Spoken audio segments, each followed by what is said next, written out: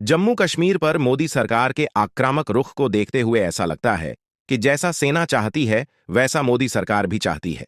आने वाले समय में ऐसा हो सकता है कि भारतीय सेना पीओके पर कब्जे के लिए आगे बढ़े और एलओसी पार करे।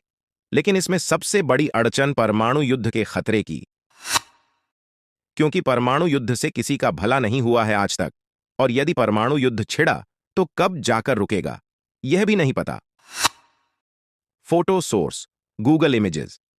ऐसी बहुत सी रिसर्च है जिसमें यह पता चला है कि पाकिस्तान के परमाणु बम सिर्फ एक ढकोसलापन है और कुछ नहीं। पाकिस्तान के परमाणु बम सिर्फ दिखावे के हैं। पाकिस्तान के पास कोई परमाणु तकनीक नहीं है, लेकिन इस पर भरोसा नहीं किया जा सकता, क्योंकि यदि पाकिस्तान के पास एक भी परमाणु बम हुआ तो उससे भयंकर तबाही हो सकती है। Photo source Google images.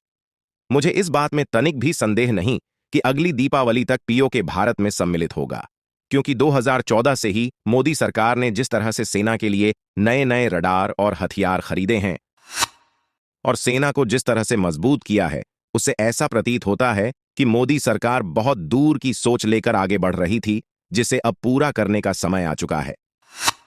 भारतीय सेना के साजो सामान में बढ़ोतरी के साथ साथ मोदी सरकार ने बहुत ही महंगे मिसाइल डिफेंस सिस्टम को रूस से खरीदा, जिसकी भारत को कोई बहुत अधिक आवश्यकता नहीं थी, क्योंकि भारत के पास पहले से ही एक मिसाइल डिफेंस सिस्टम है, और जो मिसाइल डिफेंस सिस्टम रूस से खरीदा गया है वह अकेले ही 5,000 करोड़ रुपए का है, जिसके लिए मोदी सरकार ने बजट में अलग से प्रावधान किया था।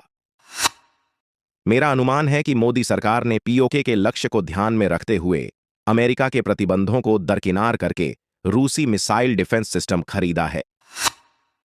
लेकिन एक कहावत कही जाती है कि सारी दुनिया से जीतने के बाद लोग अक्सर अपने घर में हार जाते हैं।